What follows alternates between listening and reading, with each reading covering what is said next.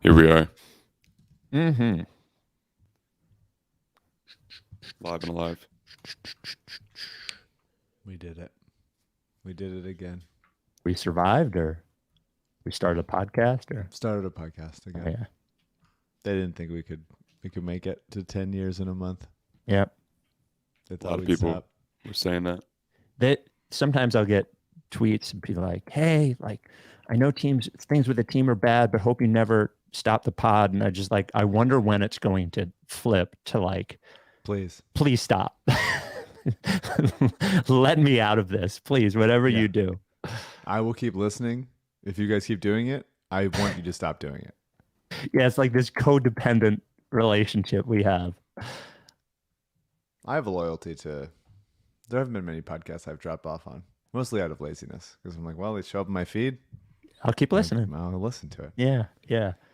It's too exhausting. What am I going to find a new podcast in this area of expertise? Yeah, come on. That's so hard. That's a lot. That's the hard part of launching new podcasts at this point is like should be illegal. everybody has like, what are you kidding? I have an hour extra a day. You want me to change the one podcast I like, because you have something new to say about the subject? No. You should have to pass a background check before you start a podcast. There should be an extensive search of like, is this going to make you into a fucking nightmare? Are you going to spread your toxic disgustingness into other people? You failed. You can't start a podcast if we don't give you a podcast microphone. Yep. That is all the Blue Yeti mics are in a warehouse somewhere that is guarded by an official government agency. I think that should be extremely reasonable. We should be more like China in that specific context, I think. I think we should make the rules for that thing. Anyone that buys a Blue Yeti from Best Buy needs to go to the Geek Squad counter and then have that background check like in the back of the Best Buy. Absolutely. Yeah, it's like if you buy the Catcher in the Rye, you get put on some like government watch list. The same should be true of USB mics. All right, here we go. The rights to Ricky Sanchez. Here we go. We're like, nobody should have a podcast. Nobody should have a podcast. They are dangerous. Here's our new one. The rights to Ricky Sanchez podcast is presented by DraftKings Sportsbook. Sign up for DraftKings Sportsbook by using promo code RTRS, and brought to you by Adam Ksebe, the official realtor of the process, at 302-864-8643. Big Barker Therapeutic Dog Beds. Get yours at bigbarker.com/Ricky, and Kinetic Skateboarding. Get 9.1% off your first order with code Dave Silver. On the show today, they say, what are you going to do a podcast about in the middle of August about an NBA team? Oh, well, you watch. The NBA is investigating the Sixers again. Joel Embiid is taking Philadelphia out of his Twitter bio. The schedule is out for the Sixers, though they do not have a roster at this point. And one of the biggest rock bands in America has said the name of our podcast on stage to almost no reaction. I did mention Kinetic Skateboarding. Woo, boy, I love Kinetic. What you want to do is go to Kinetic Skateboarding. Even if you're not a skateboarder, the gear is worth it. Even if you're not a sneaker person, the sneakers they have there that nobody has anywhere else are worth a look. Vans, Nikes, Converse, New Balance, all that kind of stuff. And as we head into fall, the hoodie selection at Kinetic Skateboarding is unmatched. Use code Dave Silver for 9.1% off your first order. And 1 week from today, Mutlu and I will do a live Carl Landry Record Club podcast at the tailgate for the Connor Barwin Make the World Better concert, which is at the Dell with Always and Alex G. Next Saturday, August 26th. Beforehand, there's a 2-hour tailgate. Stateside vodka is involved. You get booze, you get food, and we'll do a live pod there. The tickets are separate. You should go to the Make the World Better Foundation website for tickets, or link in the description of this pod. And my chair is sinking. Without any further ado, Amos and the chef.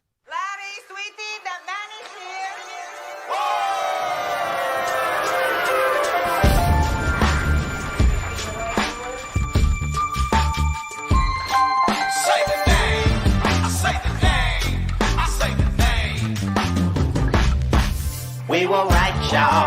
We were right. Even when it went wrong, we were right. We was right, y'all. We were right. So say the name. Say the name. We were right, y'all. We were right.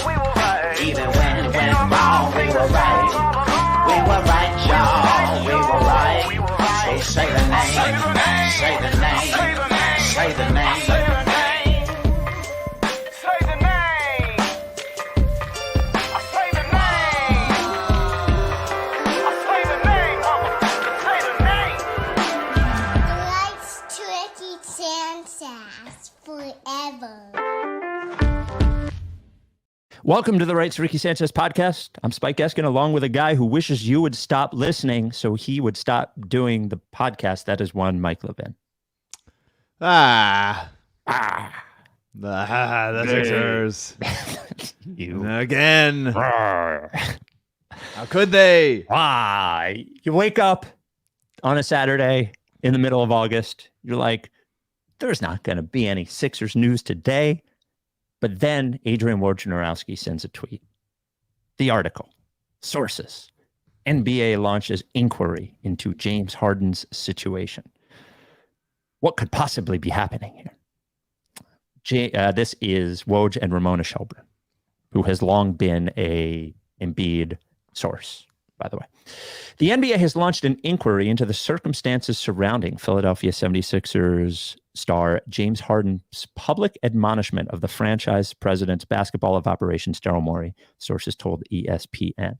The league office is believed to be pursuing an understanding of whether Harden was portending a 23-24 holdout in violation of the league's collective bargaining agreement, or had been referencing past contract discussions with the organization that might constitute salary cap circumvention, sources said. Nevertheless, Harden has privately indicated that his public comments calling Morey a, quote, liar on Monday morning had only been a response to Morey ending trade discussions with an expectation that Harden would start the season with the Sixers, sources said. Neither Sixers nor Harden would be in violation of any league guidelines should that be communicated to league officials. This is just, of all the dumb fucking things that we've dealt with, this one is really dumb, annoying. It's all dumb. Yeah. It's all dumb. Sean O'Connor on Twitter called it the NBA going back to double jeopardy to try the Sixers for the same thing twice. Right. I will be so annoyed if the NBA, like for optics or whatever, decides, let's just take another pick from him. I don't think that's going to happen. I would be annoyed as well. I don't think so either, but I will be annoyed by it. Like, it's like, find them, fire somebody, but don't take picks from fucking me. I didn't do this. Right. They're already trying to trade enough picks as is. I want my picks. Let me have something, you motherfuckers. So hopefully it doesn't happen. I just don't believe in any world, Daryl, or really anybody, maybe Brian would have done this, Colangelo, but most GMs would not go, hey, just take a little bit less here, and then next year, when you're a year older, we'll give you max. Don't even worry about it. We'll give you all of it. It's like, what if he had gotten hurt this season? What if his leg fell off? What if he forgot how to shoot? Like, these things are possible and have happened. The idea that someone would promise that, I think, is ridiculous. You could say, hey, we'll give you a long-term deal. We would love to sign you to a more long-term deal. Seems like Harden only wanted the 1+1, so he would have control of where he would then go. He opted into that. Get his friends on the team, get them paid back. Sure. Yada, yada. Abide by the sex pact that was honored in the bubble with Dan House. And I will remember the other pact with PJ is apparently when he was forcing his way out of Houston, he promised PJ that PJ would get traded as well, and had owed him from that because PJ did not get traded. So pacts all over the place. Yeah, lot to consider. Which they got penalized for. Yeah, which no, I got penalized for. Right. Let's be clear. Let's be clear here. The NBA penalizing me. And Daryl doesn't give a shit about second round picks. Josh Harris doesn't give a shit about second round picks. I do. This is and about I didn't tamper at all. It is about me, Spike. But I don't know. So they're going to fucking investigate. It's going to be a fucking shenanigans. Harden's going to show up to camp and be ridiculous. Ridiculous is a good way to say it. And then, like, they'll tell him to go home. We did this. We've played this. He's going to be more ridiculous than Ben was, which is arguably ridiculous in a different way because Ben at least was younger and had more years on his contract. Harden is looking for his last contract. He's expiring. He should be like doing something to want other teams to want him. He's listed one team he would play for. Daryl didn't trade him to that one team because they don't have much to offer him. And by the way, to your point about not believing that Morey was just like, don't worry, pal, I'm going to give you a full max. I also don't believe he said, yes, you opt in. We will trade you to the one specific team that you want to go to, no matter what they offer. Even if you are publicly saying that you're only going to go to that team, that's fine too. There's obviously a lack of communication, which is making people think. I would bet there is even on the spectrum of communication, where on one side, Daryl Morey is promising all of these things, and on the other side, they're not talking at all. I believe it is closer to the second one, that a lack of communication has created the illusion of whatever promise he thinks he got. Yeah, certainly. And Vinny Goodwill on Yahoo reported this morning that it's not Terrence Mann, as I've been speculating, that it's picks is the problem, that is the holdup for the Sixers and the Clippers, that this like sub Bruce Brown, who again, I like Terrence Mann. He's great. My kind of player. Come on. But the idea that he is like a sub Bruce Brown role player that is going to be the holdup in a Harden to LA deal is ridiculous. They want a bunch of picks so that they can then parlay those picks for something else. Vinny also speculated that Daryl might want to rebuild. I don't think that's true for a second. We'll get to that. But they want picks so that they can then get a third trade for the third star with all the cap space they have. I don't know. Fuck. It sucks. I would just fucking. Here's what I'll say. I've been thinking about it. I've been playing the trade machine. I've been sending shit to Sixers Adam. I've been waking Sixers Adam up in the middle of the night saying, "What about this trade?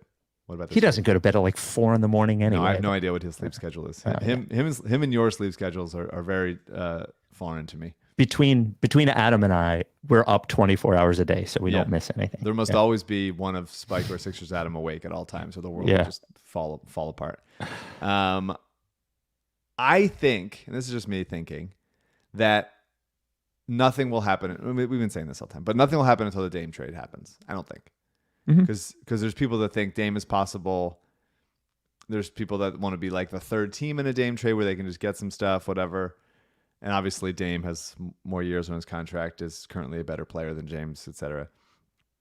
I think that if Dame goes somewhere else, if Portland grows a backbone and sends him to another team for a better offer, and I do think Dame would play for that team. I don't think he would be, as obstinate as someone like Harden would be.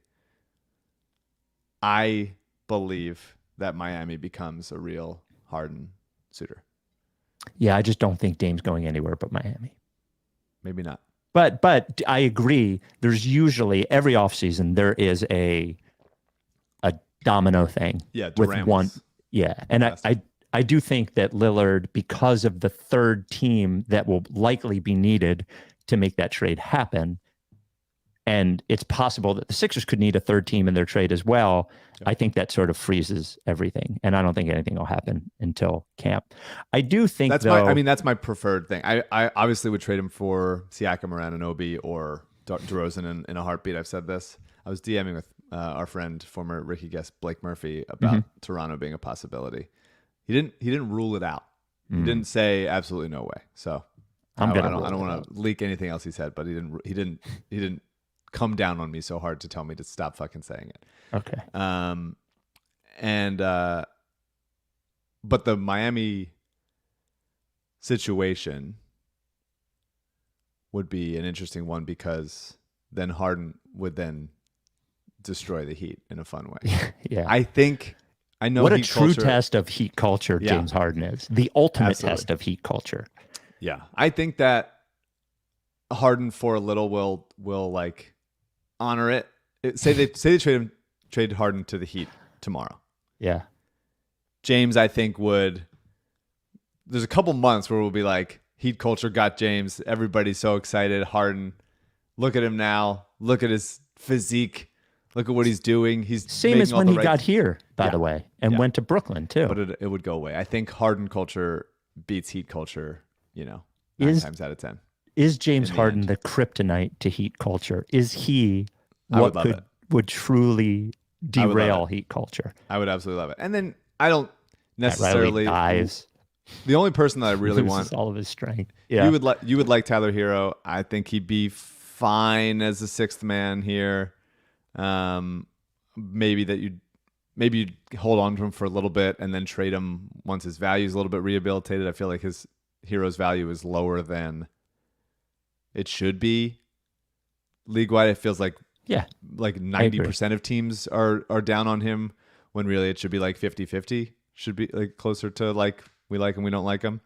So maybe that hero comes here. I want Caleb Martin, obviously my kind of player. Just athleticism and quick decision making and stuff. So that'd be interesting. Maybe Kyle Lowry would be fun as a backup point guard. Obviously he's pretty washed, but I like him spiritually, and he could play with Max. It'd be fine. I don't know. Whatever. There's the idea. I just want like some domino to happen, and this is the Dame domino that opens up something for the rest of the league to block this friggin' logjam. I actually have a different idea of what I prefer, which I will talk about right after we talk about Adam Ksebe, the official realtor of the process. I sit here in northern New Jersey. I would love to have a shore home. Would love it. Never had one, but you can have one. And Adam Ksebe can help you get one for free. No, not for free. But if you've thought of getting a shore home and you look at the last 3 years, real estate is so difficult. You need a true partner by your side. And Adam Ksebe, Ksebe, is that partner. And he will hook you up at the Delaware shore, which I believe has become superior to the Jersey shore. Number one, lower property taxes. Number two, less crowds. Number three, you got Ksebe, Ksebe. He and his team out of Long and Foster in Bethany Beach cover all of the Delaware beaches.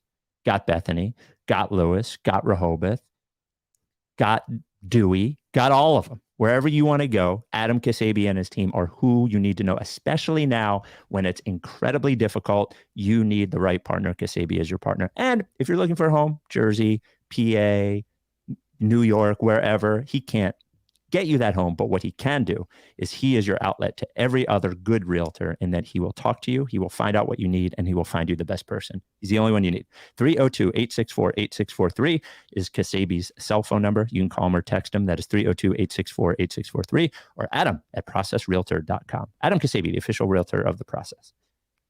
I would find perverse joy in them not trading Harden at all. Yeah, I know you would. I would love to torture him. I do not think the Sixers are going to win the title this year. I think there's almost no chance of that happening.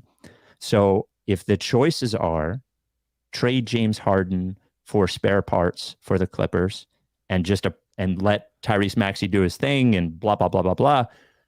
If that is the case, I think I would rather just make sure that James Harden does not end up where he wants. I think every once in a while, standing up for what is right is better than standing up for what is best for you. What is best for the Sixers? Probably getting him out of there, getting whatever minor things they get in a trade for him. But him sitting on the bench, maybe he has to sit on the bench all year because he makes pretend he has a hamstring injury. And every time he walks on the court, the entire crowd showers him with chants and signs. I would love that. He is a big baby. I'm glad that he has sort of met his match in uncomfortableness with Morey, but and by the way, I'm not bothered by the other players who back him. They are his friends. Pat Beverly is his friend. PJ Tucker is his friend. You should stand up for your friends, whatever. But what he's doing is annoying and stupid. And he is misplaying this entire thing. He's making it harder on himself. He's making it harder on the team to trade him. And I would have no problem in him sitting around in Philadelphia all season long. I like, on the one hand, obviously relate in some ways to spite. Yes. But I just am obviously concerned about the circus around Joel. Mm-hmm. I just don't think that this heading towards a rebuild would be positive in any way. I don't think there's any great options aside from the 4 players that I keep naming Yeah. a trade for. But like the Sixers are not going to be, if they decide to rebuild and Joel asks out, which people keep hinting at, and I keep hinting at New York, although I don't think if Daryl's not going to trade Harden to the Clippers, he's definitely not going to trade Embiid to the Knicks because they ask nicely. Right. Or because his former agent used to run the team. Right. They're just so far behind so many other teams. This would be a rebuild for like 6 years into the future. It would be so far away. And we have, as much as as I'm frustrated with how Joel has played and not being as good in the playoffs. Absolutely.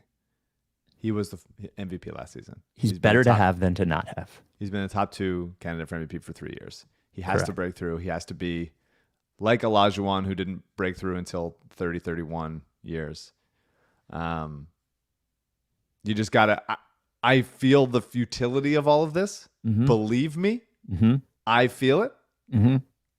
I sit at my little desk and do this little podcast, feeling the futility of this team. And over the course of the regular season, getting, excited about little things here. I'm definitely gonna get excited about little wrinkles that Nick Nurse is putting into the system. And nope, Jaden Springer's getting some playing time. Well, maybe that'll do something. Terquavion Smith, something good for me. I feel the futility of it, and I feel a little bit like I'm the last one at the party when they're just like really trying to clean up, and I'm still trying to fucking pump my fist and dance to some song that was popular several years ago. And they're like, please leave. And I'm like, no, we still have a chance to make this like the most legendary night of our lives. All of us as Sixers fans. But you just got to see it through. You got to see it through. Whether you start the rebuild right now or in 2 years from now or 3 years from now, whatever. We have to go as far as we can on this. You have to see it through with Embiid. You just have to. He's just the best player that the Sixers have had in their organization since, you could say Charles, you could say Moses. Like, these guys just don't come around very often. I've been on record as saying the 01 Iverson finals run is obviously like the biggest fluke of all time and the worst finals team of all time. I love Iverson, but it was not a sustainable building model. Like, we got to see it through with Joel. We got to do a better job of surrounding him with better pieces, allowing Maxey to grow, having a coach that's willing to try shit, all that stuff. The idea of a rebuild is not for me right now. In 5 years, sure, let's go to it. But right now you can't, and that's why I don't want to just govern this year by spite and risk even more Joel deciding I'm fucking done here. Great comment from the chat from Six Pistols. Says, don't worry, Mike. We're sitting in the corner with puke on our shirt, cheering you on as you dance to Cotton Eye Joe. That is what it's like. Now, before we pivot, I want to pivot to the Embiid portion of this. James Harden did do another interview. It was a little less flashy. He was on with Jason Bristol, KHOU Channel 11 in Houston, as he was at a charity event he was putting on in Houston. And here is what he said. Do you have an open line of communication with the 76ers, and how much patience do you need to have to let this play out? I'm been patient all summer. So for me, it's just focus on what I can control, and that's working out, staying in shape, and getting ready for a good season. Too late to repair the relationship? I think so. Do you have an open line? Very sad. Well, a lighter tone. Yeah, I think so. Maybe. I know how badly I believe that Embiid wants Harden back. I do believe that. And B, I do believe that Morey wants Harden back. And I do think that is probably moving him a little more challenging, given that Daryl probably knows that Embiid wants Harden back. Daryl wants Harden back, and they're waiting for that moment where he does an interview and he is saying, well, maybe it wouldn't be the worst thing in the world. So do you think Embiid wants Harden back, like even after these comments? I do. I mean, like I get it when the alternative is like nothing. And like, I'm not saying Embiid's selfish, but like, he did make Embiid's life easier during the regular season. For sure. He got him more points, easy baskets, yada, yada, yada. He likes him more than Ben. That's fine. That's all fine. It's reasonable for him to think that. Why is Harden not like calling out like Ime Udoka and saying I will never play for? He's a liar, and I will never play for an organization. He should be embarrassed. But Ime was his assistant coach when Harden was in Brooklyn. Yeah. Why isn't he telling Chinese children that he'll never play for him? That's what I would like to know. I don't know. He's in Houston. That video that you just showed is in Houston, in Harden's town. And Ime got there, showed up for the first time, and was like, "We're not getting that piece of shit." Yep. Nope. No thanks. I don't know. So we did get this voicemail that is in regard to the Harden Embiid thing, which I thought was interesting. 833 Lickface is the phone number. Hey, Spike, Mike, CJ. Chris calling from Dallas. So the day after the Harden, there's reports all over the internet that Embiid has now removed Philadelphia from his Twitter bio, and he's no longer processing. So obviously Embiid is way too smart to, have this be a coincidence that this is something here. Do you think Harden got to Embiid, and do you think the two faces of the franchise are now forming a coup to have President Morey fired from office, or being fired, and all of these guys coming back and trying to win a title together this year, which is obviously very unlikely? Oppenheimer, we've been watching a lot of Nolan movies here. Curious, if you've seen all the Nolan movies, which would you say is the best? Thanks, guys. Bye. I don't think that Harden has, quote, got to Embiid. And by the way, this comes along with your Vince Goodwill thing. Here was the quote from Yahoo. I think it came out yesterday. However this ends, could it cost Morey and the Philadelphia 76ers the services of one Joel Embiid?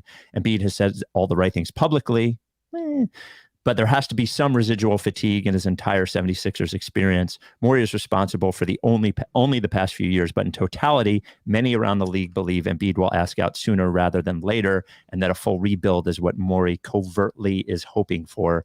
Everyone is circling, waiting. The Knicks and Miami are keeping an eye on everything going on, a league source told Yahoo Sports. And it also says the Terrence Mann thing. So I think a lot of the Embiid stuff going on now is actually other teams trying to will it to happen. Yeah. I think they obviously smell blood, and it is as they should. And I think these quotes are less about what Embiid actually believes and more about what they're trying to push him toward. Yeah. I don't think that Harden has gotten to Embiid. However, and I do think that Embiid is supportive of the situation, if I would have to guess. I think the Twitter thing is Joel likes being the focus of attention, and he wasn't the focus of attention, and he thinks it's funny and annoying. It's trolling. It sucks. Yeah. I don't like that he did it. I think he's a little bit like he's online. Yep. He doesn't feel like he has the full support of the fan base. I wish that he would just ignore some of the people that tell him he sucks. Yep. For the most part, he's very beloved here. But also, like, he did not play well in the second round of the playoffs. Yeah. Even though he was getting over a knee sprain very quickly. Like, I wish that his first reaction to criticism was not like, well, maybe I'll leave then. Maybe I'll just go. And it's like, well, come on then. It is him reflecting how we like you've said a million times, and I think we all agree that Embiid is sort of perfect in every way for us. Yeah. Given the similarities in the imperfection and hit like 2 online and yeah. I wish he wasn't like this as well. I think my thought on this is I do not think that Morey wants a rebuild.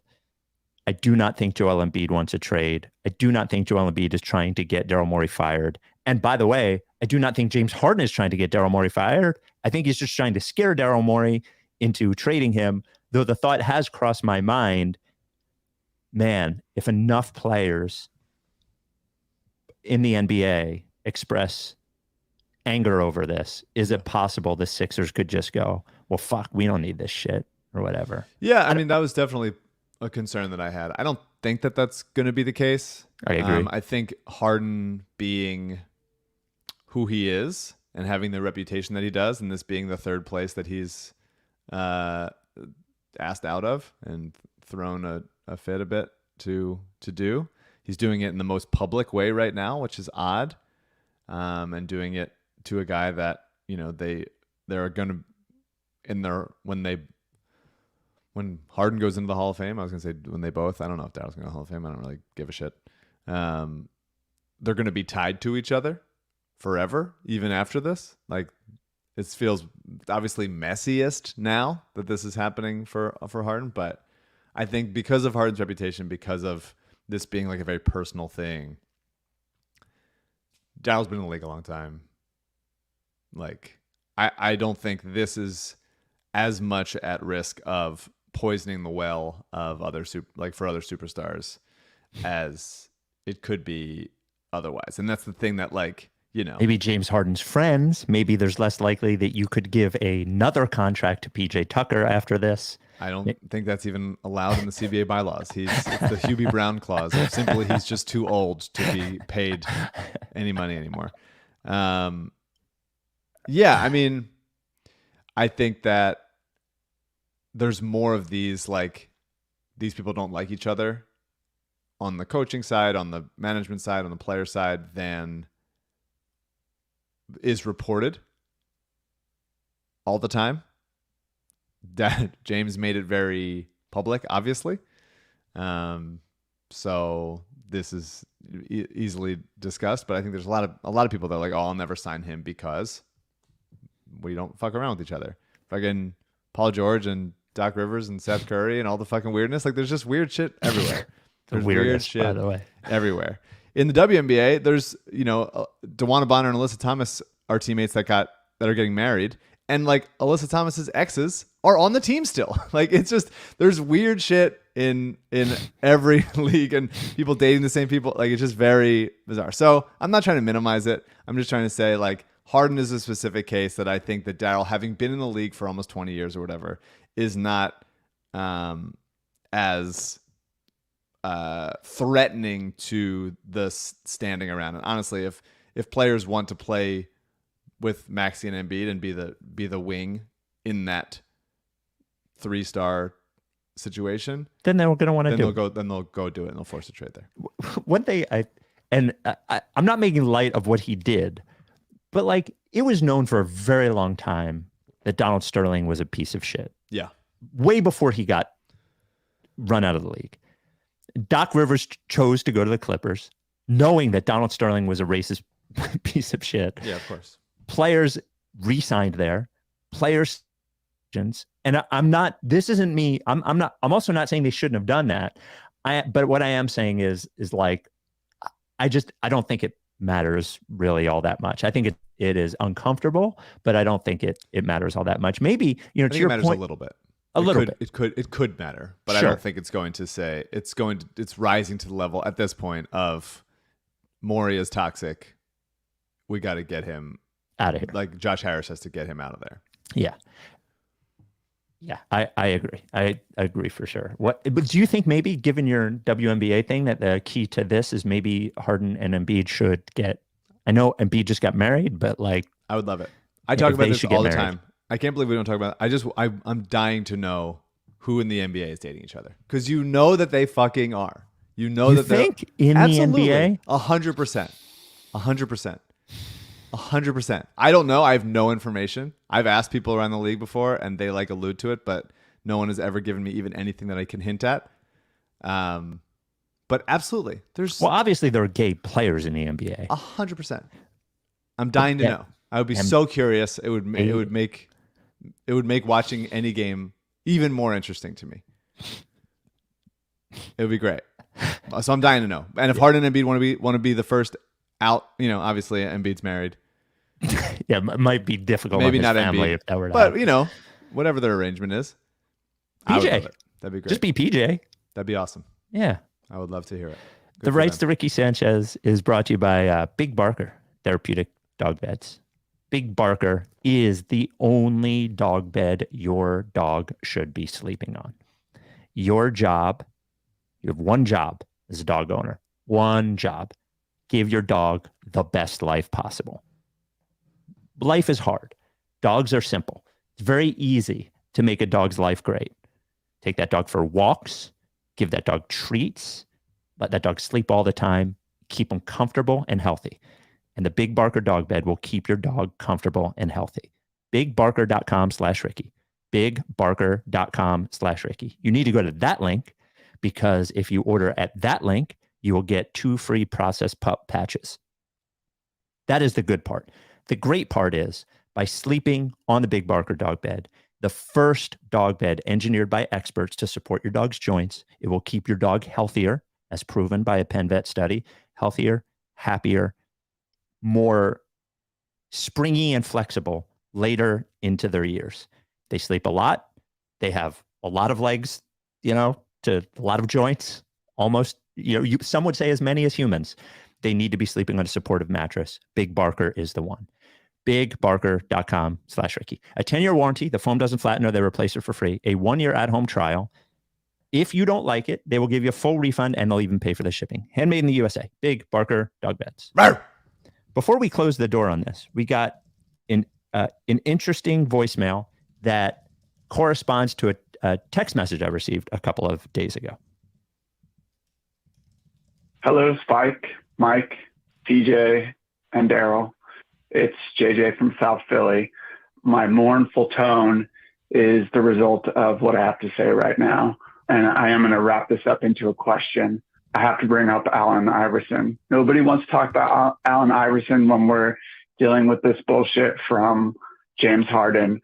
But my question is, which part of Iverson's career have we hit with James Harden right now? Is it Denver Nuggets, 2006 to 2008, where he was still productive, but maybe was starting to hit his inevitable decline and was getting prepared to not deal with it well? Or have we reached Detroit Pistons 2008 to 2009 Iverson, where he's starting to gracelessly transition into being a disgruntled bench player? Very sad. How close are we to that with Harden?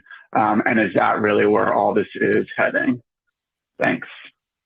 So I got a text a couple of days ago from, I don't know if it's okay that I say who it is. So let's just put it this way. It was somebody who would know the situation and compared the Harden situation specifically to Iverson in Detroit and said that if Iverson had wrapped his arms around what he was at that point, accepted the bench role, yada, yada, yada, he could have gotten paid for several more years.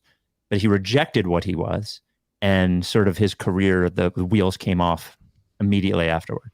And this person compared Harden's situation right now to Iverson's situation in Detroit, which I think is a reasonable.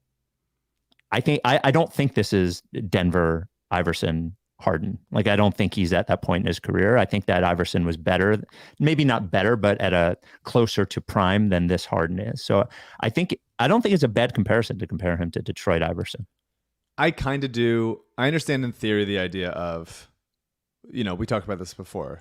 I talk about this all the time. Like, superstars aging, right? Mm-hmm. And so we talk about like Vince Carter aged very gracefully for a superstar. Mm-hmm.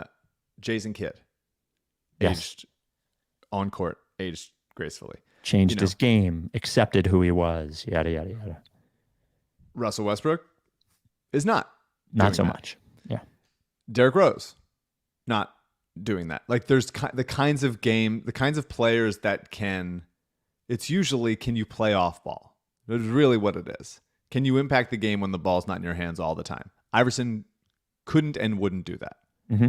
Westbrook, for the most part, can't and won't do that.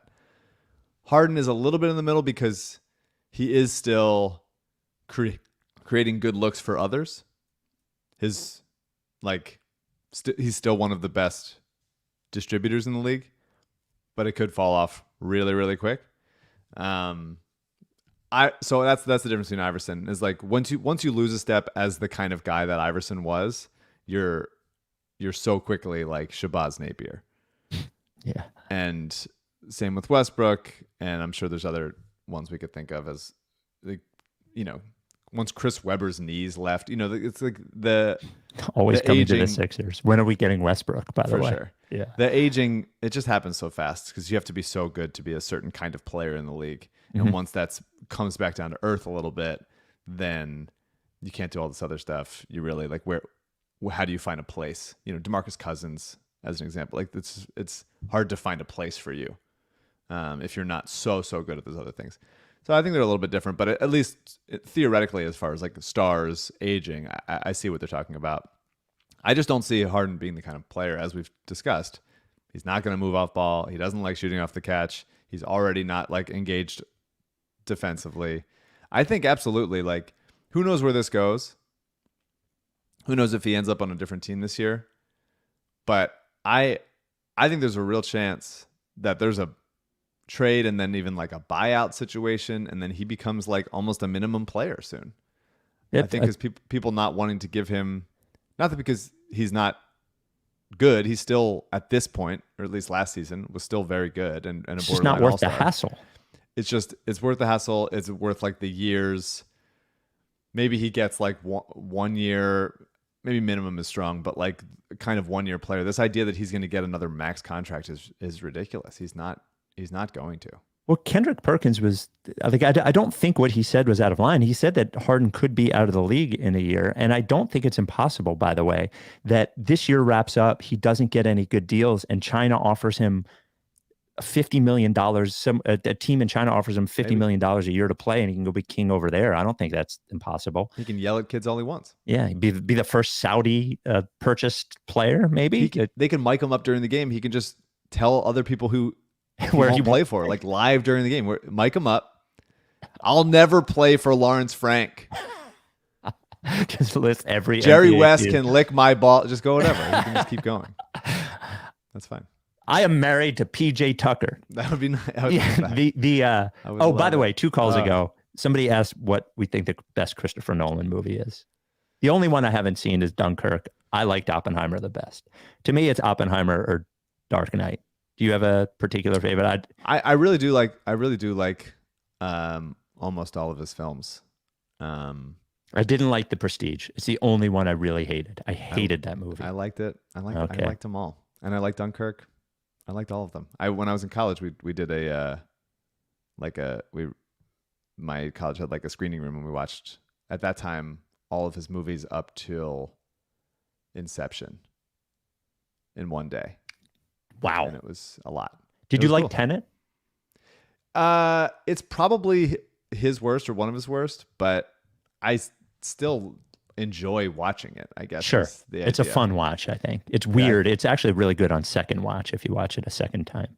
It's at least compelling enough to feel like, even if you don't understand all of it, there's just so few filmmakers that really don't try to hold the audience's hand. Mm-hmm. And I think obviously he could do more of that to make it clear. And I think sometimes the characters have just resorted to talking so fast at each other all the time and not trying to explain what's going on, that you're sort of just like carrying through. And I think some movies do a better job of like there being a like propulsive conversation leading to action, whereas Oppenheimer like wasn't leading to that kind of action. It was just like he's doing his thing a little bit. But I still really enjoy watching it. I still think it's good. I think he is better at in a lot of the time, not all the time. There's some issues I had, but he's more subtle and thematic than you would expect a like big budget action director to be. I think he is a great storyteller. Like I thought Oppenheimer was 3 hours long. I saw it twice. Almost cried 2 times in Oppenheimer, honestly. I agree. It was interesting. The most interesting Nolan movie to me is how amazed I was by Memento the first time I saw it and at the time. And I watch it now and I don't enjoy it at all, Memento. It aged really poorly for me, but was really neat when it came out. It was a cool idea, I thought, Yeah, conceptually. for sure. I think a little bit like you've seen his tricks, and they Right. were less, Right. defined at that point. So the schedule came out, and I got a text message from my brother-in-law. I love schedule day. Who Schedule are day. they going to play and when? You know what? I love Sixers Adam dives the fuck in. You know, like Bodner's like, oh, they're going to play 82 games. Great prediction, yada, yada. And Sixers Adam's like, I fucking love the schedule. I'm going to tell you how many back-to-backs they are. I Fucking hate the schedule. Team Adam. Anti-schedule. Don't even release it. If I can't have a roster, you can have a schedule. That's not a bad point. So Joe texts me and, you know, fly the process. Weird to come up with right now because everybody just fucking hates the team so much. But there's not a lot of great options. Can I run them by you? And obviously, I would love to hear from people who have been on previous trips. We did ask on Twitter. Many people suggested we go to Hell or China or somewhere like that. Obviously on the table. Tickets would be tough. So there are just like sort of problems with every single one of them. So November 25th, Oklahoma City. Would be cool. Fun trip. Not really a reason. But it's Thanksgiving weekend, and there's not a ton of flights, direct flights from Philly to Oklahoma City, and traveling on Thanksgiving weekend. Pretty brutal. I do love, and that book Boomtown that I've talked about a bunch of times in this podcast about Oklahoma City was so good, and I have like a morbid fascination with Oklahoma City because of it. So I would want to go, but Thanksgiving weekend makes it tough. At Denver, January 27th. Now, that would be fun. It is actually, you know, Joe did some pricing information. Pricing wise, it's good. The problem is it is the same weekend as the NFC Championship game. Eagles Giants. And we are A, because of his business, if that happens to be an away game for the Eagles, sure, will be tough on Joe. And two, or B, if it's in Philadelphia, there's going to be so many people that want to be at it. And I feel like people are just going to wait to see what happens. I also think going to Denver now is... Somebody said we should just go and apologize. Yeah, or just go and just like pull our pants down and just like, hey, just smack me on the ass as hard as you can. Like a little bit. Like they won a championship. Like, it's a great town, by the way. Denver. Yeah, I like Denver. Nothing against. It just feels like real... Beyond, I mean, obviously a lot of stuff that you and I participate in is loser shit, but it feels really like massive loser shit to go to Denver and like maybe we just sit quietly. Yeah, sit quietly, say nothing, don't even breathe. There's March 3rd at Dallas. It's a Sunday. There's no real reason. But Dallas is not a bad town. You know, Dallas, we could do that. Yeah. Now here. Just do Eagles chants the whole time. Would be funny. Actually would be funny. Let me put that on the list. Now, here is the one that would be perfect is a Sunday, March 24th against the Clippers. Now, there's obviously, if Harden is on the Clippers, if there happens to be an Alyssa basketball game, we could bring in 200 people to watch you coach. Yeah, the game is Tuesday nights. So okay. Tricky. Okay. It just if Harden doesn't go there, it's a expensive trip. LA is expensive, whatever. Sure. It's also it'd be pretty easy for me, although that is the first weekend of March Madness, which is really frustrating for me that the Sixers play in LA, Lakers and Clippers the first weekend of March Madness. So I will be either missing going to the Sixers game, one of those games, or missing March Madness. I think I know what loves me more. Well, that's true for sure.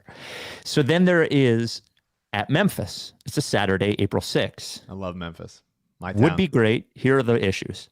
It's the last weekend of the season. It's back-to-back. So there is a strong chance that we don't get whatever star players are on the Sixers.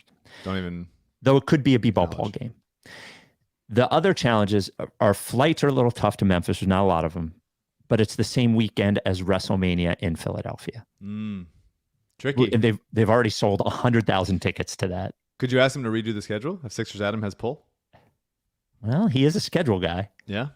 Do it over again. Reset. Two other options. Let me throw them at you. One, go see some random game that does not involve the Sixers in a good city. Let's just pick a good city and go there and watch a basketball game. We could pick the team we're cheering for and pick the player that we are optimizing, or just go somewhere nice for the weekend and not involve basketball at all. That's funny. Yeah. We go to Charleston, South Carolina for training camp. would be fun. Yeah. So those are the options. Send. We don't. Obviously, Nampa. There's no like urgency. But if you have an idea, please send us a note. Did you see the B-Ball Paul face wipes commercial? I didn't. You mentioned it, but I have not seen it. Okay. CJ, is it on the internet somewhere?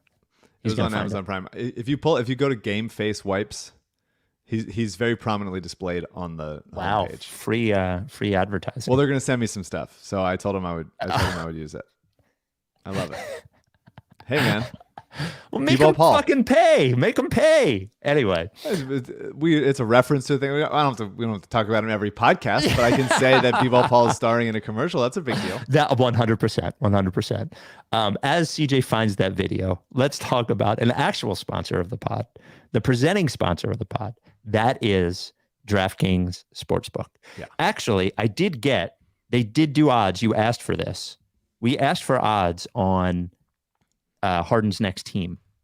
Okay. And DraftKings sent me this. I don't know. You can't bet this in every city, or the bets are limited.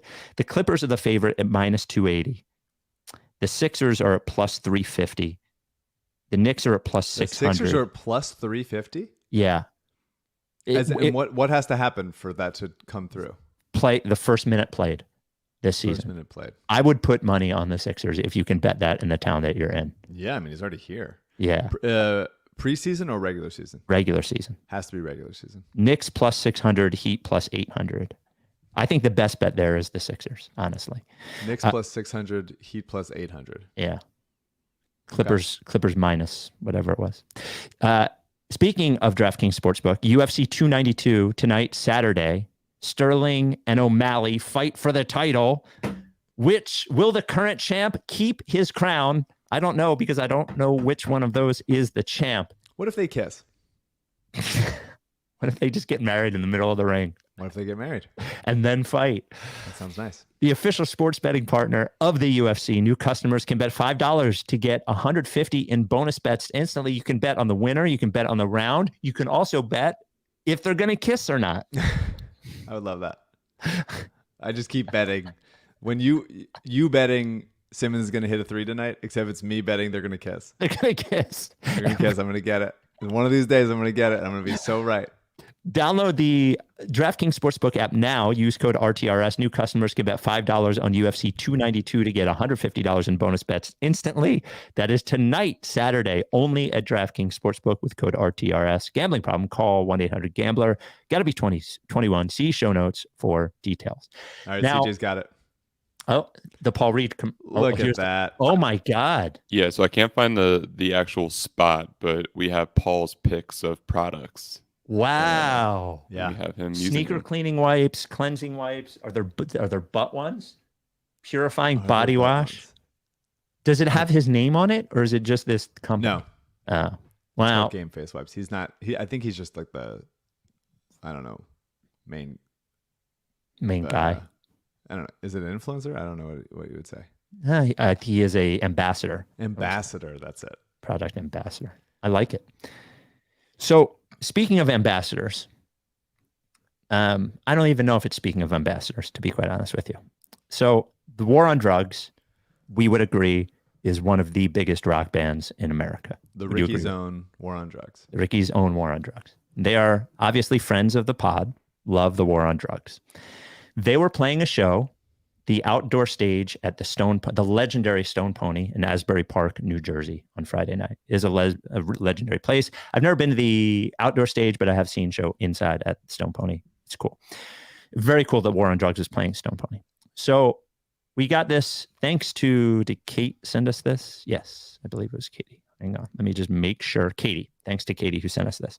So we're playing outdoor at the Stone Pony. They're going through the thing where Adam is introducing everyone in the band. They were playing the song that we played, right? I believe from I Don't Live Here Anymore. Yeah. So he's introducing everybody, and he gets to Eliza Hardy-Jones. And here is the clip of Adam from the War on Drugs introducing Eliza Hardy-Jones. And of course, back here on the vocals and keyboards, a frequent guest on the rights to Ricky Sanchez. Philadelphia 76ers season ticket holder. 7 months fucking pregnant. From West Philadelphia, Miss Eliza Heidi Jones. Living Proof was the song. I forgot the name of it. So there it is. Best. That is unbelievable. I don't know what he expected out of that, though. Eliza's career, like it being one of the he always calls her Philadelphia 76ers season ticket holder, which the is Ricky thing is new as far as I know. I never heard the Ricky thing. Yeah, but it's very, very fun. I always like when bands when they go around and say it. Yeah, but I can never hear what they are saying. I can never hear their names. Yeah, but I could hear that one because I knew what he was going to say. Unbelievable. Thank you, Adam. Completely ridiculous. There are some chuckles in the crowd when they say that. I don't know. No I bet response. that they just heard. I think they probably were like, that's probably like a sexual thing in a weird way. What is that about? But she's the best. And she is 7 months pregnant, which kicks ass. Good for her. Yeah. I just think it's funny. Eliza's just a wonderful person, fantastic musician, has had a great career, joins the war on drugs, and one of the 4 identifiers that is used for her on stage is frequent guest the rights of Ricky Sanchez. That's a tough hit for her and Andrew. Now, speaking of Ricky adjacent music acts, it is my remembrance that CJ was going to Red Rocks to see Mount Joy. Red Rocks, which I refer to as Music Church. It is the most fantastic music venue in the world, or at least that I've been to. Truly magical. CJ, A, how was the show? And B, did Matt from Mount Joy mention the Ricky on stage like Adam from War on Drugs did? The show was incredible. Red Rocks is absolutely something that everyone should experience. It's like magic, isn't it? Yeah, it's incredible. The views, the sound, it's hard to describe until you're there. Yeah. He did not mention the Ricky. Oof, tough. I also have a bit of a bone to pick that he did an encore, but took like a 20-minute gap between. It was like 10:20 at night.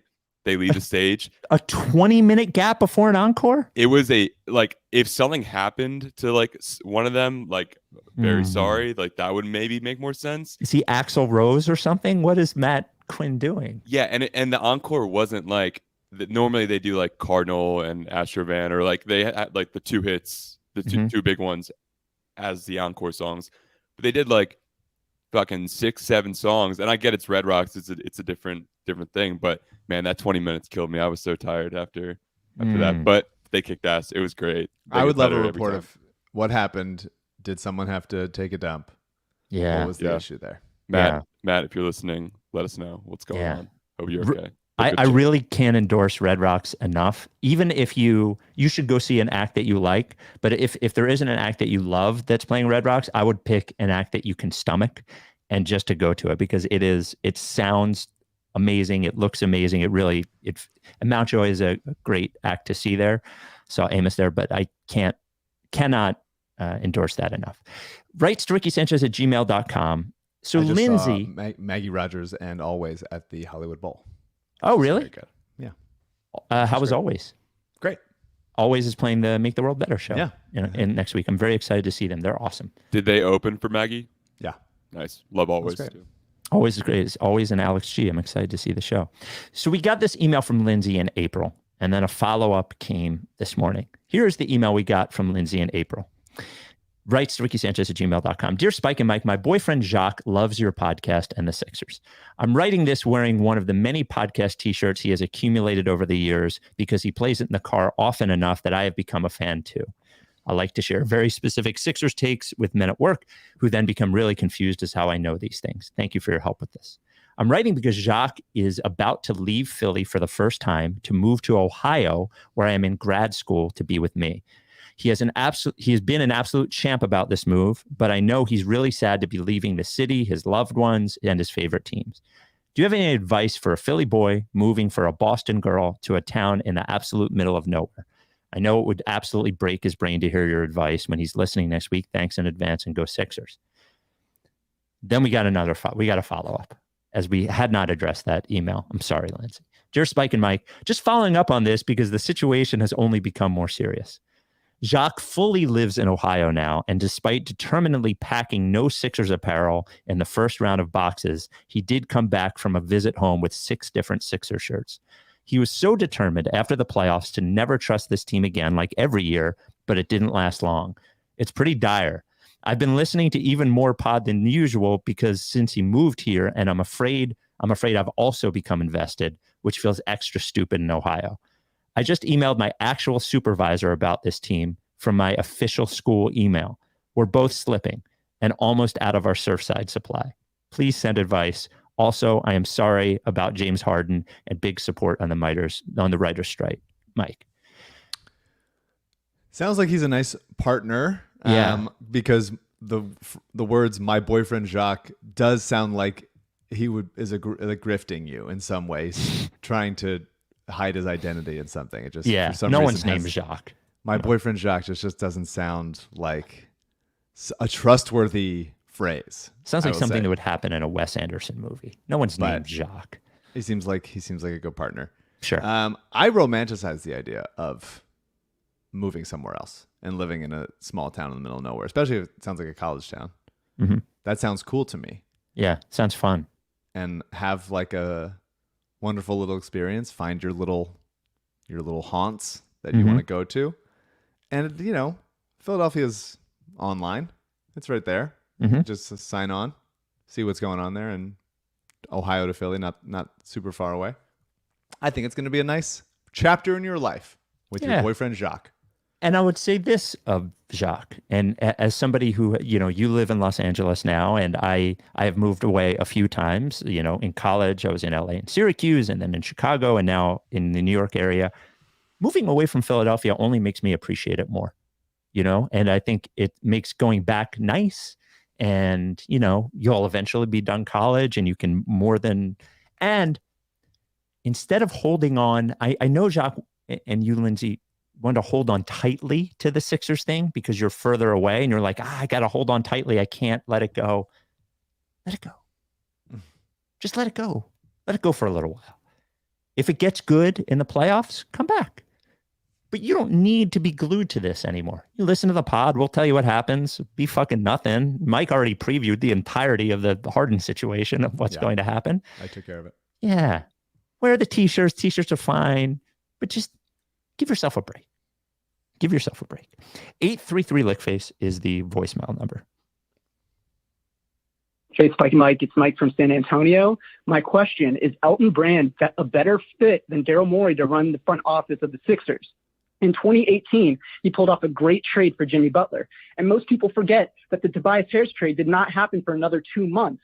And during those 2 months, the Sixers desperately needed a wing. All the role players were guards. TJ, Shamet, Fultz, Zaire, Shake Milton. Our only forwards were Wilson Chandler and Jonah Bolden. And what does Elton Brand do? He brings in 4 playable forwards: Tobias Harris, James Ennis, Jonathan Simmons, and Mike Scott. And he built a contender in 2019. But also there's a report by Chris Sheridan in 2019 that says Elton Brand approached ownership to trade Ben Simmons and was immediately shut down. He had the foresight that the team could be built around Embiid and Jimmy. And just imagine selling high on Ben Simmons, just like Michael Carter-Williams, tall point guard who can't shoot, sell on him the year after he wins Rookie of the Year. I think Elton was masterful that year. And Daryl Morey is much less trustworthy than a guy who's a former player. He's an all-star. He was seen as a vet you could bring in by the Sixers. He's a very high-level professional. Thanks, guys. Love the pod. I love this pro Elton voicemail. I think it's great. I think no one has ever done this before. Like, we've never heard this before. He was fired up. He had it like in the chamber for years. He was ready to say it. So the Jimmy trade was great. Objectively great trade. Mm-hmm. And the report and possibility of trading Simmons at some height of his value was also great. By the way, I believe it. I would say for that. sure. Yeah, for sure. I believe that to be true. And the point about the lack of playable forwards. Wilson Chandler was 1,000 years old and decaying before our eyes. I don't know that James Ennis was good. He was fine. Mike Scott was fine and became a superstar here. And he was when they traded for him, he was certainly playable. Yeah, Jonathan Simmons was not. He was bad. You can't use that as an example. Yeah. But it's fine. There's weakness. Every team has weaknesses. The Tobias trade is the thing that Elton gets remembered for too much. He was not in charge for the Mikal Bridges-Zaire trade. He was just one part of the living, breathing, perfect organism of GM collaborative. The Tobias trade is what he gets remembered for. And the Tobias trade on his own, if Tobias had 2 years left in his deal or 3 years left in his deal, that would have been a perfectly fine, very good trade. But to trade for Tobias when he was expiring, to know you'd have to give him a ton of money and then giving him all the money he asked for is the cardinal sin. That is the mistake. And it's not something that Elton can't learn from and grow from. And certainly every GM has fuck ups, but it was a fuck up. He gave Tobias way too much money for way too many years. And that is the thing that unfortunately he gets remembered for, that and the Jimmy trade. And they were, at least a little bit apart. But certainly it was certainly not all bad, for sure. I think the hard thing, I've defended Elton a lot, in that a lot of times when people get bored, they're like, what is Brand even doing here? And I actually believe he will be, when he decides to go out on his own, he will be really good at this. I do think there is an interesting point before they had gotten Morey, when they put him in true charge instead of the charge he was in before. I don't know if everybody remembers this, but when they hired Doc, it wasn't Elton that did it, but Elton was going to be the GM, and the real GM, and it never happened. I think the hard stuff to parse from the Tobias trade to the Jimmy trade and all of it is, we've mentioned many times, and you just alluded to it, there were just a lot of people involved. Yeah. And it would be very easy for me as somebody who believes in Elton to say he did the Jimmy trade, but the Horford trade, that was Alex Rucker. Horford signing, that was Alex Rucker. Or he did the Jimmy trade, Tobias contract, that was Alex Rucker. Like, so I guess what you can't do is figure out exactly who is responsible for what. Yeah. But I do like the pro Elton stance, because it's the first voicemail we've ever gotten, and I do think Elton will be a good general manager at some point. The Matisse pick was Elton, right? He did pick Matisse. That was him at the top, and it was very telegraphed that they were doing it, and that's how Boston kind of got another pick out of us. Just the bleeding of picks over. It really is hard to fathom the bleeding of picks over the 7 years that we've been through. It's just, there's such a reserve, and they just kept going out. Every situation, more picks gone. And then you look around, you say, why can't we trade for anybody? It's because all those picks are gone. Writes RickySanchez@gmail.com. This comes from Dave. Hi, Spike and Mike. I'm very excited to not watch James Harden this year, whether he's on the team or not. My question for Spike is, what are the not watching Harden rules? Will you watch games where Harden is not playing due to rest or injury? How about bench minutes? Non-basketball question. Is it possible to be a sellout in 2023? Has our culture changed to the point where any dollar earned by a celebrity via promotion is applauded by their fans? Asking for a guy riding a motorcycle in China. I would say that the not watching, what I said was, I'm not watching the Sixers if Harden is on the team. That is what you said. I'm going to have to take some time to think about this. I think it's a good question. I think watching games that Harden doesn't play in, if he's like, I think it would be harder to do if you go like, oh, Harden's bench, let me turn the game on really quick. That seems kind of cheap. Yeah. Then you'll get invested. But I think if it's like Harden is not playing tonight, I think you can watch. Yeah, I'll think about it. It really does have implications for the Sixers podcast we do. And I don't think it's possible to be a sellout in 2023. That is, this came from music. I remember the change. There was a point at which letting your songs be used in commercial use was like sell out. And now, given the fact that very few people actually make money on recorded music, it's one of the ways that they make money. So yeah, I don't think that you can sell out is a very like 90s term, I think, or maybe just before that. The idea of like you're trying to get money for something, I think that's a little bit ridiculous. But I think you can be more discerning if selling out is like just selling out to, fucking the Live Golf Tour or whatever. Like if you can be more discerning about who you give your product to or your money to or something, especially when you have the power and platform to do so. Yeah, it's always difficult to tell somebody, given that we all, I think, if you look deep enough into who we work for, who we have worked for, there are things that you could say, well, that's questionable, or you did that. Or so it's always difficult for me to say, well, that person shouldn't have done that to make money, because I don't know what I would have done. Mm-hmm. I just know what things, I think you can only make that decision for yourself, right? And you, even for other people, you can say like, I don't want to support that person because that person did that. That is absolutely your right to do so. Absolutely. 833 Lickface is the number. Hey guys, this is Jacob from Nashville. I just wanted to acknowledge in the last episode when Mike said that if the Sixers won the championship, he would be like Gollum falling and melting into Mount Doom with the ring. Yeah. I think that imagery was profound and deserved major commendation. Anyways, love the pod. I actually don't know what that means, which is why I didn't react to it. I don't know who Gollum is. Lord of the Rings. Oh, okay. It's the end of Return of the King. I'm spoiling it, but it's, one of the most seen movies of all time. Yeah. Guy's chasing the ring the whole time. He finally gets it as he's falling into a fiery volcano. Couple more before we get out of here. As he dies. 833 Lickface. Hey, got some quick information on Harden's sexcapades.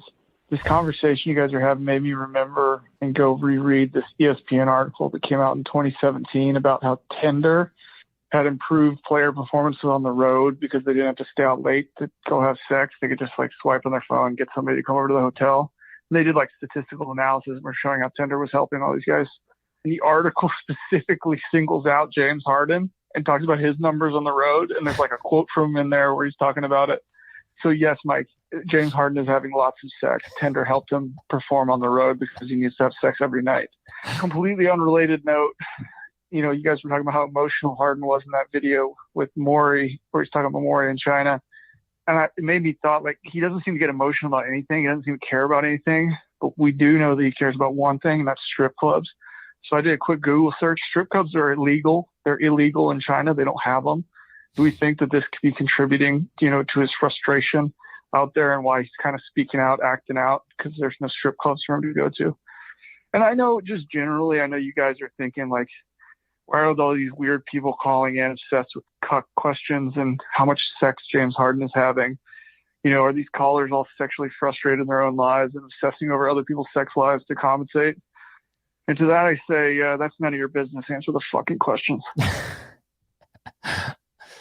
I don't know if no strip clubs in China is affecting Harden at all.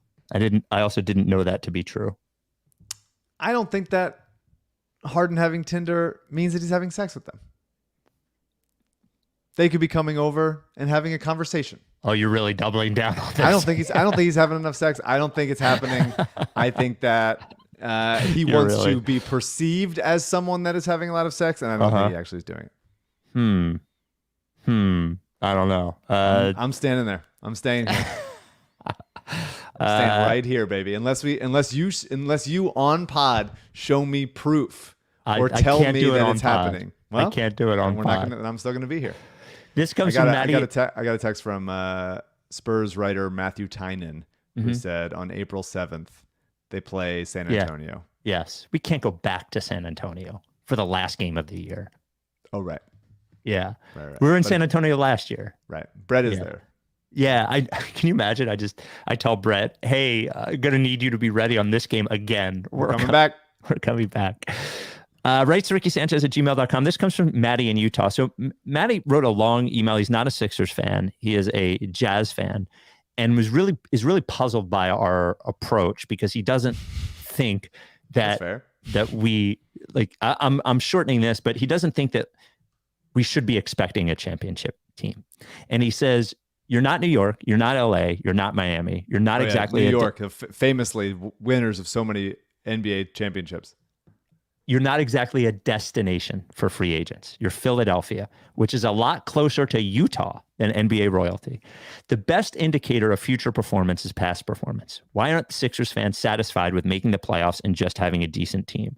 It seems very likely that that's all you're going to get. So why not just celebrate the regular season success in the MVP? Why get your hopes up for a championship every year? What's this guy's name? Maddie. Maddie, shut the fuck up.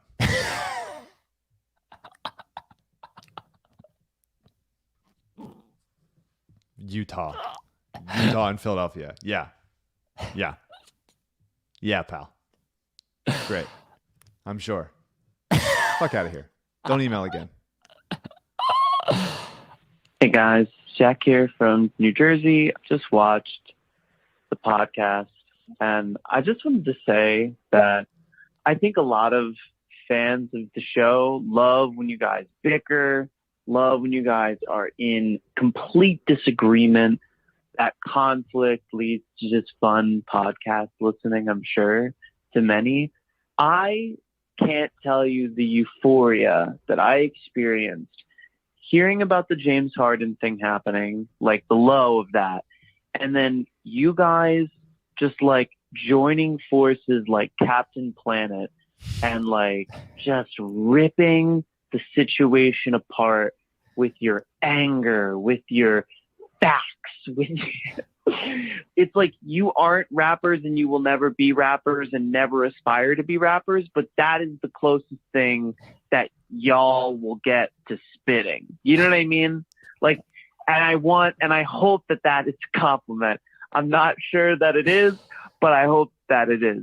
Y'all are killing it. So yeah, that's all. I would just say thank you. I think it's a nice, it's a funny, it is funny. I think when we are truly aligned on something, it is, I think we probably are particularly frisky when we are on the same page and it's something negative like that. Yeah. What about, there's two weekend games against Charlotte. Yeah. There's just do anything no for you? Reason. What are the weekends? December 16th. Okay. January 20th. January 20th is it we would have to stay away from because of Joe and Eagles playoffs. Okay. December 16th. I mean, Charlotte's a nice town. Yeah. Right. It would be fun.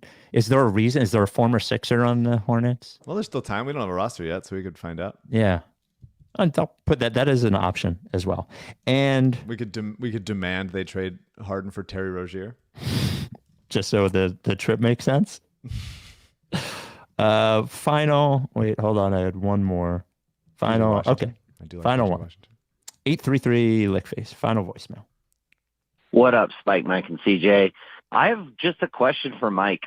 So I'm not on Twitter, but I recently saw a Twitter post that Mike put out, basically describing how he has looked inward and doesn't deserve what the Sixers have done to him.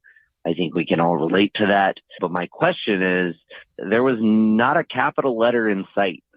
And I'm just curious, is that like a Twitter thing for you, Mike? Are you a non-capitalization text person? I also posed the question to Spike. I generally do like very proper grammar in anything that I write. I don't know why. It's just a thing that I do. But I think this is like a generational thing because Spike's a little bit older than me. Mike's a little bit younger than me.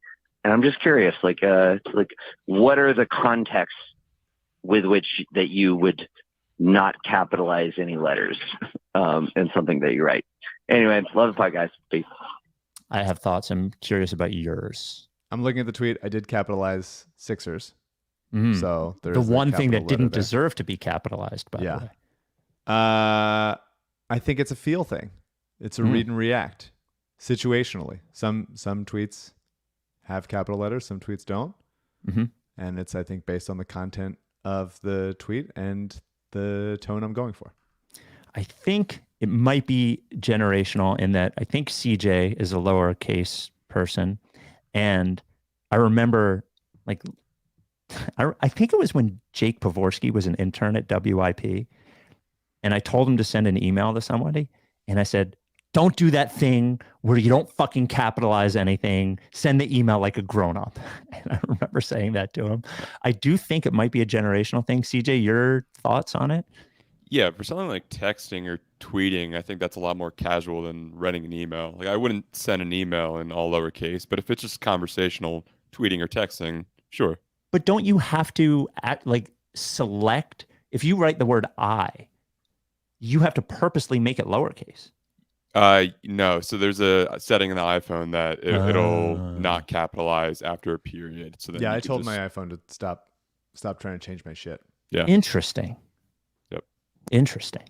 Well, there you have it, ladies and gentlemen. There you have it. Well, another one in the books, Mike. Another one in the books. There's a hurricane coming my way. Oh yeah, Hurricane Hillary, I believe. Yeah, which might become a tropical storm when it makes land. But good luck. If this is it, I'm sorry for laughing. If this is it, then hell of a run for me and the Sixers. Yeah, well, hell of a run for one of you. And anyone who hasn't been in LA, I mean, even normal heavy rain in LA causes a lot of issues because it's not really built for it. The roads aren't really built for it. I remember that from the 1 year I was there.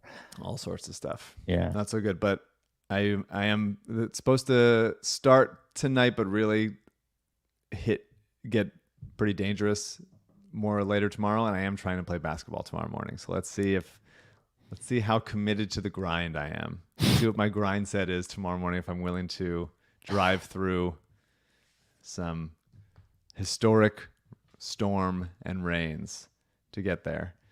I think I'm probably going to play. Well, it would also depend on everybody else being committed to the grind, or you could get there and there could be no game. Yeah, that'd be tough.